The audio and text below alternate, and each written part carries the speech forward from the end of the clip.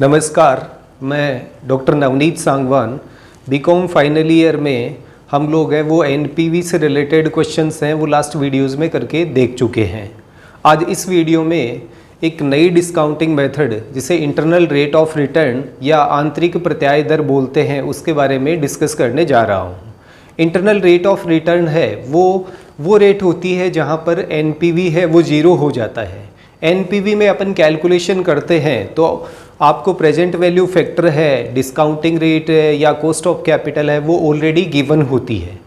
Internal rate of return में अपने को इंटरनल रेट ऑफ रिटर्न है वो खुद कैलकुलेट करनी होती है। उसके लिए ट्रायल एंड एरर मेथड है वो यूज़ करा जाता है। और जहाँ पे इवन कैश इनफ्लोज होते हैं वो एक टेबल से पीवी फैक्टर कैलकुलेट करके इसकी कैलकुलेशन है वो करी जाती है। अब इंटरनल रेट ऑफ रिटर्न है उसका फॉर्मूला क्या होता है? सबसे पहले IRR is equals to LDR। LDR होता है लोअर डिस्काउंटिंग रेट। फिर प्लस करते हैं P1 माइनस O या Q, किसी में I, डिफरेंट बुक्स हैं उनमें डिफरेंट वर्ड है वो यूज़ करा जाता है, upon P1 minus P2 HDR minus LDR। ये इंटरनल रेट ऑफ रिटर्न का फॉर्मूला होता है। यहाँ पर LDR होता है वो लोअर डिस्काउंटिंग रेट होता है, लोअर डिस्काउंटिंग रेट। फिर HDR है वो हायर डिस्काउंटिंग रेट होता है। फिर P1 की अपन बात करें, ये होता है present value of cash inflows at lower discounting rate.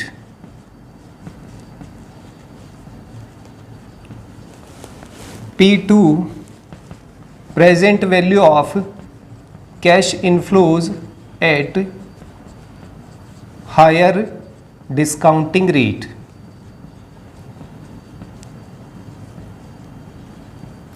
और OQI ये इस टाइप से वर्ड यूज़ करे जाते हैं। इसके लिए उसे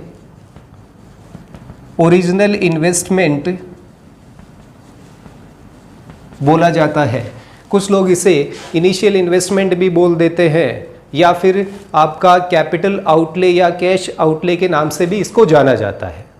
अब ये आपका कंप्लीट फॉर्मूला है और उसका डिस्क्रिप्शन है कि आपके डिफरेंट वर्ड्स हैं like LDR, P1, O, P1, P2, HDR, LDR, इनके मीनिंग्स हैं वो क्या क्या होते हैं। फिर एक छोटी सी एग्जाम्पल के तौर पे कुछ डेटा ले रहा हूँ जहाँ पे अपने को इवन कैश इनफ्लोज गिवन होते हैं। तो आज की जो कैलकुलेशन है वो डिपेंड करती है when even cash inflows are given, यानी जहाँ पे अपने को एक समान रोकड़ अंतर्वाह दिए हुए होते हैं तब इंटरनल रेट ऑफ रिटर्न की कैलकुलेशन है वो कैसे करी जाती है। एक समान या इवन कैश इनफ्लोज का मीनिंग यहाँ पे ये आता है हर साल सेम कैश इनफ्लो है वो रिपीट होता है। मान लीजिए कोई भी एग्जाम्पल या क्वेश्चन आपको कुछ इस टाइप से गिवन है, कोई पर्टिकुलर प्रोजेक्ट है। मान लीजिए ये प्रोजेक्ट A है और इसकी जो कॉस्ट है वो ₹1,20,000 है और ये एनुअली, ये पर्टिकुलर प्रोजेक्ट है वो annually net cash inflow generate करता है ₹40,000 पर एनम। 1,20,000 कॉस्ट है, net cash inflow per annum है वो 40,000 रुपीज़ है। और मान लीजिए लाइफ है प्रोजेक्ट की वो है 5 इयर्स की, 5 साल उसकी लाइफ है। अब सपोज इसके लिए आपको इंटरनल रेट ऑफ रिटर्न है वो कैलकुलेट करनी है तो आप कैसे करेंगे? 3 चीज़ें अपने को गिवन है, प्रोजेक्ट की कॉस्ट है, नेट एनुअल कैश इनफ्लो है और लाइफ ऑफ द प्रोजेक्ट है वो अपने को गिवन है। जहाँ पे इवन कैश इनफ्लोज गिवन होते हैं तो वहाँ पे internal rate of return table के अकॉर्डिंग कैलकुलेट करना इजी हो जाता है। उस केस में एक कैलकुलेशन होती है पीवी फैक्टर की। और पीवी फैक्टर का फॉर्मूला है वो initial investment divide by net annual cash inflow होता है। अब इस क्वेश्चन के अकॉर्डिंग अपन करना चाहें तो इनिशियल इन्वेस्टमेंट या कॉस्ट ऑफ द प्रोजेक्ट या ओरिजिनल इन्वेस्टमेंट है वो 1,20,000 रुपीज़ है। इसको डिवाइड करना पड़ेगा नेट एनुअल कैश इनफ्लो से जो ₹40,000 इस क्वेश्चन में आपको गिवन है। इसका आंसर पीवी फैक्टर आता है 3। अब ये आपके पास में फाइनेंशियल मैनेजमेंट की बुक हो तो उसमें आपके ₹1 के एन्युटी फैक्टर आपको गिवन होता है। मैं एक एग्जाम्पल के तौर पे यहाँ पे बुक में आपको दिखा रहा हूँ कि किस टाइप से बुक में ये चीज़ देखनी चाहिए। यहाँ पे लाइफ ऑफ द प्रोजेक्ट है वो 5 ईयर्स का है, तो जो चीज़ अपने को देखनी है वो 5th ईयर में देखना होगा। टेबल में कुछ इस टाइप से present value of ₹1 received annually या फिर आपको present value of an annuity factor given होता है, तो उस टेबल में जाएंगे। सबसे पहला काम आपका 5th ईयर में आना है। 5th ईयर में आ गए, फिर आपको देखना है पीवी फैक्टर 3 है वो कौन सी 2 रेट के बीच में आ रहा है या फिर एग्जैक्ट रेट पे आ रहा है।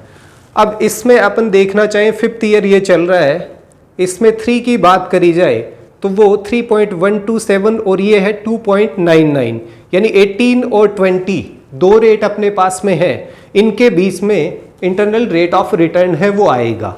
तो यहाँ पे LDR आपके लिए हो गया 18% और उसकी वैल्यू इस टेबल के अकॉर्डिंग 3.127 है।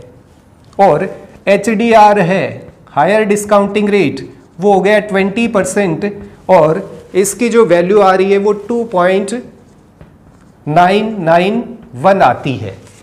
इस टाइप से आप बुक में इसे देख लेंगे, देखने के बाद में फर्दर आपको कैलकुलेशन करनी है। अब इसमें 3 देखना था अपने को 3 है वो इन दोनों के बीच में वेरी करता है, यानी ये प्रूव हो गया कि इंटरनल रेट ऑफ रिटर्न है वो 18 से 20 के बीच में आएगा।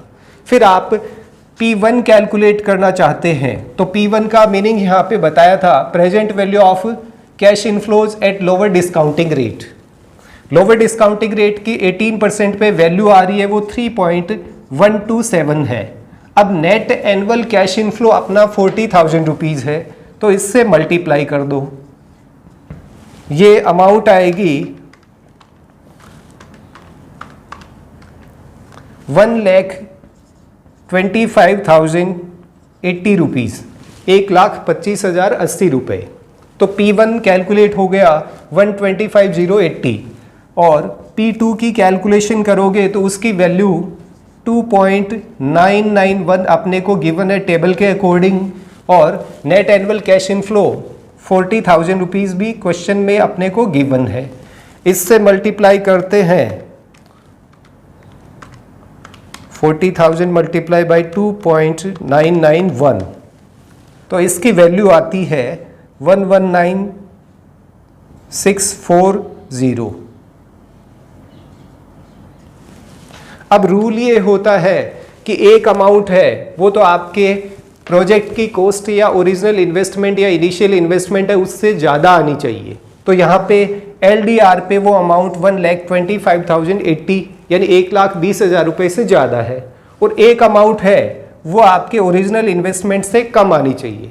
यहाँ पे 1,19,640 रुपीज़ 1,20,000 रुपये से कम है, यानी अपनी कंडीशन है वो फुलफिल हो रही है, एक अमाउंट कम है एक अमाउंट ज़्यादा है। अब अपने फॉर्मूले में सिंपल वैल्यू है वो रखनी पड़ेंगी।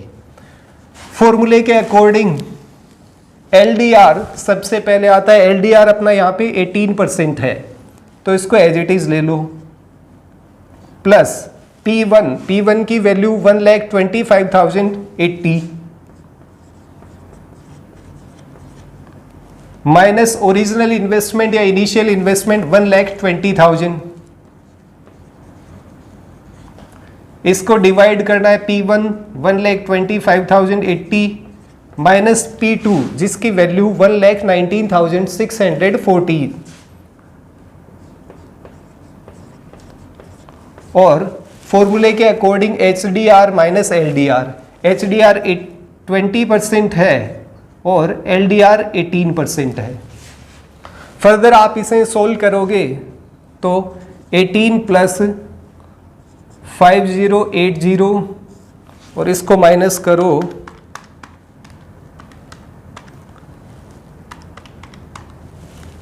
5440 और इन दोनों का डिफरेंस है वो 2 आता ही है। फिर फर्दर और इसे सोल्व करोगे तो 18 प्लस, पहले डिवाइड करना है, बोर्ड मास का रूल है वो अप्लाई होता है,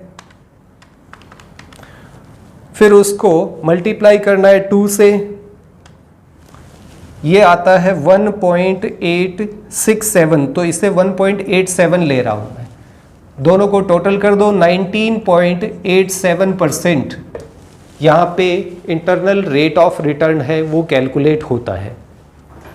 पूरी प्रोसीजर ये उस केस में है जहाँ पे आपको इवन कैश इनफ्लोज गिवन होते हैं।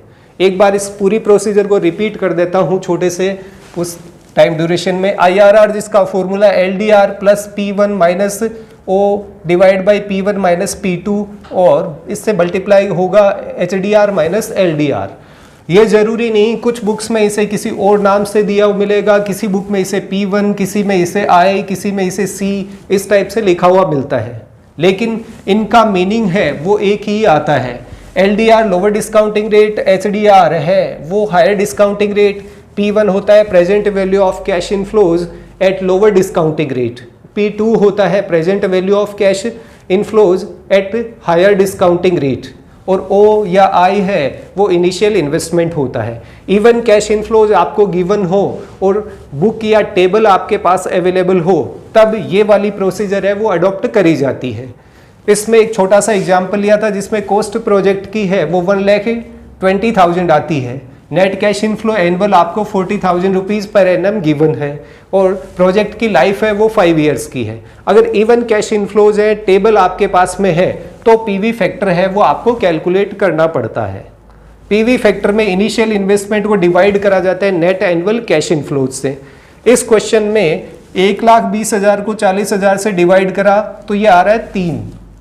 अब 3 है वो आपको टेबल में देखना पड़ेगा, present value of an annuity या फिर एनुअली रिसीव्ड ₹1 की वैल्यू जो कैलकुलेट करते हैं उसमें 5th ईयर में जाके आपको ये देखना है 3 है वो कहाँ पर आ रहा है, यानी कौन सी 2 रेट के बीच में वेरी कर रहा है। अपने इस क्वेश्चन में टेबल देखी थी तो वो 18 और 20 के बीच में आ रहा था, यानी ये उनकी वैल्यूज हैं 3.127, 2.991, इसके बीच में 3 आता है, ये हम सब लोग जानते हैं। फिर इस वैल्यू के अकॉर्डिंग कैश इनफ्लोज से मल्टीप्लाई करोगे तो P1 कैलकुलेट होके 1,25,080 रुपीज़ आता है एंड P2 है वो 1,19,640 रुपीज़ आता है। फिर इस फॉर्मूले में वैल्यू पुट करिए, इससे ज़्यादा कुछ नहीं करा। LDR 18% ले लिया, P1 125,080, O या I या C जिसे बोलते हैं ओरिजिनल इन्वेस्टमेंट 1,20,000 क्वेश्चन में अपने को गिवन है, ये फिर P1 P2 और 20 HDR है माइनस 18 LDR हो गया।